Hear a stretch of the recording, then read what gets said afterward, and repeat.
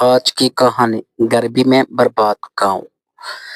یہ ایک خوبصورت سرسبز و شاداب گاؤں تھا جس کا نام سبز پور تھا۔ یہاں کے لوگ بڑے محنتی اور سادہ زندگی گزارنے والے تھے۔ گاؤں کے چاروں طرف درختوں کی قطاریں تھیں، نہریں بہتی تھیں اور ہر گھر کے آگے سبز باغیچے ہوا کرتے تھے۔ گاؤں کے بچے خوشی سے کھیلتے، بزرگ چھاؤں میں بیٹھ کر باتیں کرتے اور کسان کھیتوں میں محنت کرتے۔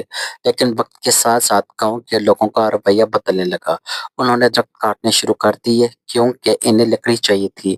کچھ لوگوں نے درختوں کو جلانا شروع کر دیا تاکہ زمین خالی ہو جائے اور وہ وہاں پر مکان بنا سکیں۔ پانی ضائع کیا جانے لگا، بجلی کا غلط استعمال بڑھنے لگا اور کچرا ہر طرف بکھرنے لگا۔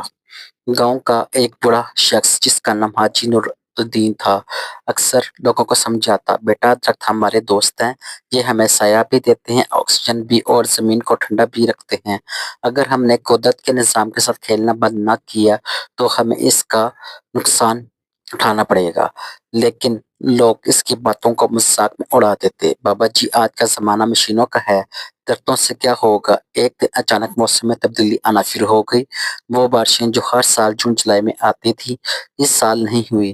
سورج آگ برسانے لگا، دن میں درجہ حرارت 48 ڈگری سینٹی گریڈ تک پہنچنے لگا۔ ہوا بالکل بند ہو گئی، درخت نہ ہونے کی وجہ سے زمین گرم اینٹ کی طرح تپنے لگی۔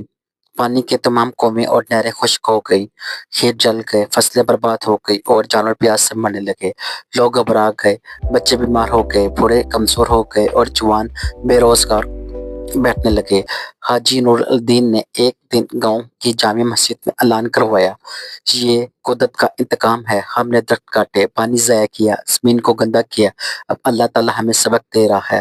لوگ رونے لگے، سب نے سچے دل سے توبہ کی اور دوبارہ قدرت کے اصولوں پر عمل کرنے کا وعدہ کیا۔ اب ایک نیا دور شروع ہوا۔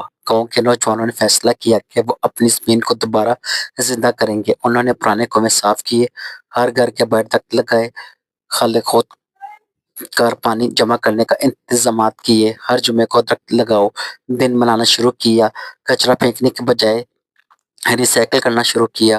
سب لوگوں نے مل کر گرمی کا مقابلہ کیا اور آہستہ آہستہ گاؤں کی حالت بدلنے لگی۔ پچھلے سال کچھ تبدیلی آئی، اگلے سال درخت بڑے ہوئے، ٹھنڈی ہوائیں دوبارہ چلنے لگی اور چند بارشیں بھی ہوئیں۔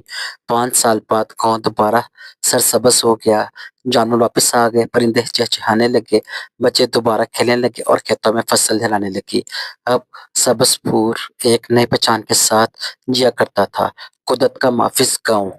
گاؤں کے داخلی دروازے پر ایک تختی لگائی گئی، درخت لگاؤ، زندگی پاؤ، قدرت سے مت لڑو، اس کے ساتھ چلو۔ ہمیں اخلاقی سبق یہ ملتا ہے کہ اگر ہم قدرت سے غفلت برتیں گے تو وہ ہمیں تکلیف دے کر سبق سکھائے گی، لیکن اگر ہم نیت سے توبہ کریں اور اپنی اصلاح کریں تو وہی قدرت ہمیں زندگی، خوشی اور راحت عطا کرتی ہے۔